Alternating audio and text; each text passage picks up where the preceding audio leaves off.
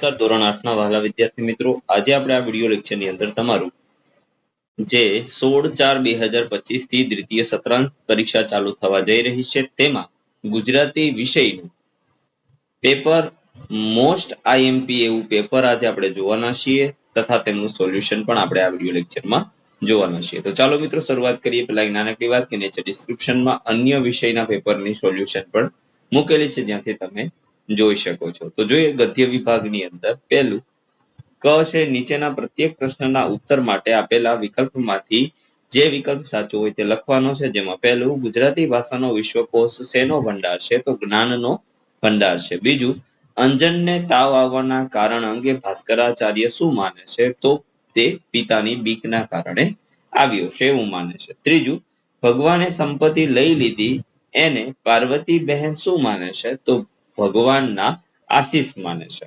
ચોથું ચંદાનું પરાક્રમ નિહાળવા કોણ ઉતાવળે ઊંચે ચડી રહ્યો છે? તો એમાં આવશે સૂર્ય. પાંચમું આઝાદી મળ્યા પછી પહાડી લોકો કેવા બની ગયા? તો હિંમત વાળા બની ગયા. ખ જે કૌંસમાં આપેલા શબ્દોમાંથી યોગ્ય શબ્દ પસંદ કરી ખાલી જગ્યા પૂરો. જેમાં પહેલું વિધાતાના ખેલ માથે અજબ વડાકો રહ્યા છે. બીજું પછાડી હોટલ વાળા મોરાદાબાદી પવાલામાં વટે માર્ગોને ચા આપે છે. ત્રીજું હાથ કરતા પણ વધુ હાથ વગી માતૃભાષા છે. ભાસ્કર કાકા રમકડા લાવ્યા હતા. ગ નીચેના વિધાનોમાંથી ખરા વિધાનો સામે ખરાની અને ખોટા વિધાનો સામે ખોટાની નિશાની કરવાની છે. તો ચાલો મિત્રો પહેલું છાવણી જેવી જિંદગી સાવણી જેવી જિંદગી ગાળવી ન પોસાય. તો ખોટું. બીજું એક તોફાની મદમસ્ત હાથી રખડતો રખડતો ગામમાં આવી પહોંચ્યો. તો ખોટું. ત્રીજું પણ અમરપટ્ટો તો ભાઈ કોણ લખાવીને આવ્યું છે? તો સાચું. અને ચોથું અંજનનું જીવન જ્યાં હણાય નહીં પણ પ્રફુલ્લે ત્યાં તેને જવા દો. તો સાચું. નીચેના જોડકા જોડવાના છે. એમાં અ બ છે. ભેંસનો વર તો એમાં આવશે પાડો. તેજગઢ તો એમાં આવશે આદિવાસી યુનિવર્સિટી. રીતિના મતે સંસ્કારની શ્રીમંતાઈ સાચી શ્રીમંતાઈ. સાક્ષાત સ્ત્રી શક્તિ તો એમાં આવશે ચંદા. ત્યાર પછી આગળ વાત કરીએ તો નીચેના પ્રશ્નોના જવાબ આપવાના છે. પેલું આખલો શા માટે નીચું જોઈ રહ્યો? તો જવાબ આવશે પોતે છેતરાયો છે એ જાણી અને આખલો શરમથી નીચે જોઈ રહ્યો. બીજું વલ્લભભાઈને અમદાવાદની કઈ જેલમાં રાખવામાં આવ્યા હતા? તો જવાબ આવશે વલ્લભભાઈને અમદાવાદની સાબરમતી સેન્ટ્રલ જેલમાં રાખવામાં આવ્યા હતા. ત્રીજું આપણને માતૃભાષા સૌથી પહેલી ક્યાંથી મળી છે? તો આપણને માતૃભાષા સૌથી પહેલી ગળથુથીમાંથી મળી છે. 6 નીચેના પ્રશ્નોના 2 વાક્યોમાં ઉત્તર લખો. જેમાં પહેલું જગમોહનદાસના વૈભવ વિશે જણાવો. તો જવાબ આવશે જગમોહનદાસ પાસે 60 લાખ રૂપિયાના ખર્ચે દરિયા કિનારે બંધાવેલો આનંદ મહેલ નામનો આસમાની બંગલો હતો. એ બંગલો રાત્રે દીવાના ચળહળાટમાં દેવોની અલકાપુરી જેવો લાગતો હતો. તેમને ઘેર 6 મોટર ગાડીઓ હતી અને અનેક નોકર ચાકર હતા. બીજું શું સાંભળીને અંજનનો ચહેરો ઉતરી જાય છે? શા માટે? તો ભાસ્કર કાકા એમની પેટીમાં એટલા રમકડા લઈને આવ્યા છે કે રાત દિવસ રમ્યા જ કરીએ. કિન્નરીના આ શબ્દો સાંભળીને અંજનનો ચહેરો ઉતરી જાય છે કારણ કે તેના બાપુએ તેને રમવાની મનાઈ કરી છે.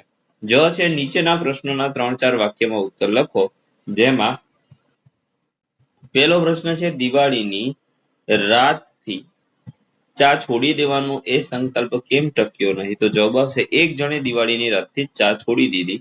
એમનો સંકલ્પ જીવેલો પણ ખરો. 1 અઠવાડિયું 2 અઠવાડિયા 3 અઠવાડિયા એમણે ચા ન પીધી તે જ પીધી. ચા ન પીધી તે ના જ પીધી. માતાનો પ્રેમ, પિતાની આજ્ઞા, ભગિનીના આંસુ, પત્નીની ધમકી, મિત્રોની મસ્કરી, ચાની જાહેર ખબરો કોઈ એમને ચડાવી ન શક્યું. એમના એ સંયમનો મહિમા 10 દિશામાં ગાજી રહ્યો. છેક સ્વર્ગમાં પણ એના તરંગ પહોંચ્યા અને ઇન્દ્રનું આસન પણ ડોલી ઉઠ્યું. પરંતુ થોડાક અઠવાડિયા પછી જ્યારે એ ભાઈ કોક માંદગીની માયામાં લપેટાયા તે વખતે એમને થોડા ઉપવાસ કરવા પડ્યા અને ત્યારે એક ધન્ય ક્ષણે એમને જ્ઞાન થયું કે ચા પીવાથી ઉપવાસમાં રાહત મળે. એટલે એણે હળવે રહીને ચા પીવા માંડી એ પછી તો 2-4 મહિને માંદગી ગઈ તો એ ચા તો રહી જ પડી અને હવે તો એ સાજા થઈ ગયા પછી પણ રોજના 7 પ્યાલા ચા પીવે છે એટલે દિવાળીની રાતથી ચા છોડી દેવાનો એ સંકલ્પ ટક્યો નહીં. બીજું, ગુસ્સામાં આવીને ચાની દુકાનવાળા પહાડી અંગ્રેજને શું સંભળાવ્યું? તો ગુસ્સામાં આવીને ચાની દુકાનવાળા પહાડી અંગ્રેજીને સંભળાવ્યું કે હું કપટી નથી, તું કપટી છે, તારો બાપ કપટી છે, તારો ભાઈ કપટી છે, તારા કાકા કપટી છે, તારો બેટો કપટી છે. હવે તો ભારત આઝાદ થઈ ગયું. હવે તારા જેવા કપટી અંગ્રેજનું કાંઈ ચાલવાનું નથી. જ છે નીચેના પ્રશ્નોનો સવિસ્તાર ઉત્તર આપો. જેમાં પહેલું, ભણતરનું માધ્યમ તો માતૃભાષાજી. આ વાક્ય 8-10 વાક્ય લખવાના છે. ભણતરનું માધ્યમ તો માતૃભાષા જ. તો જોઈએ આ વિધાનમાં માતૃભાષાનું મહત્વ પ્રગટ થયું છે. વ્યક્તિને માતૃભાષા ગળથૂથીમાંથી મળે છે. આપણને વિચારો માતૃભાષામાં જ આવે છે. એ વિચારોને સહેલાઈથી રજૂ કરવા માટે આપણી માતૃભાષા આપણને હાથવગી હોય છે. આપણી માતૃભાષામાં સગા વહાલાના વિવિધ સંબંધો સૂચવતા કેટલા બધા અલગ અલગ શબ્દો છે. આથી સંબંધોનું વૈવિધ્ય સારી રીતે સમજી શકાય છે. વળી ગુજરાતી ભાષામાં એના કેટલાય તળપદા શબ્દોની વિશિષ્ટતા દર્શાવી શકાય છે. ગુજરાતી ભાષાની અનેક કવિતાઓ, દુહા, સુભાષિતો વગેરેને માતૃભાષામાં ગાવાની મજા જ કંઈક જુદી છે. આપણી વિવિધ પ્રકારની લાગણીઓને પણ ગુજરાતીમાં વળથી વ્યક્ત કરી શકાય. બીજું છે, મુંબઈના રેલવે અમલદારો તારને કેમ વાંચતા જ રહ્યા? તો જવાબ આવશે, એક દિવસ રેલના પાટાની કોરાણે ચાલતો પાડો એન્જિનથી અથડાઈને મરી ગયો. રેલવેના કાયદા પ્રમાણે કોઈ અકસ્માત થાય તો રેલવે માસ્ટર ઉપરી અમલદારને તાર કરીને ખબર આપવો જોઈએ. આથી સ્ટેશન માસ્ટર છોટાભાઈએ પોતાના હાથ નીચેના તાર માસ્ટરને તાર કરી દેવા કહ્યું, પણ પાડા માટે અંગ્રેજીમાં કયો શબ્દ વાપરવો એની ખબર ન હતી. તો તાર માસ્ટરે છોટુભાઈને પાડાનું અંગ્રેજી પૂછ્યું એટલે છોટુભાઈએ કહ્યું, ભેંસનો વર. તાર માસ્ટરે, આમ તાર, one husband of buffalo die under engine. તેથી મુંબઈના અમલદારો આ તાર વાંચ્યા જ કરતા હતા. ત્યાર પછી મિત્રો પદ્ય વિભાગ છે. હવે અહીંથી આપણે ધીમે ધીમે સ્ક્રોલ કરી દઈએ જેથી કરીને વિડીયો લેક્ચર લાંબો ન થાય અને તમારે બધા એટલે બધા પ્રશ્નોના આન્સર જોઈ લેવાના છે. તો ચાલો મિત્રો શરૂઆત કરીએ આપણે આપણા સ્ક્રોલિંગની. તે પહેલા એક નાનકડી વાત કે જો વિડીયો પસંદ પડ્યો હોય તો પ્લીઝ લાઈક કરી દેજો, તમારા મિત્રો સાથે શેર કરી દેજો અને આપણી ચેનલને સબસ્ક્રાઇબ કરવાનું ચૂકશો નહીં.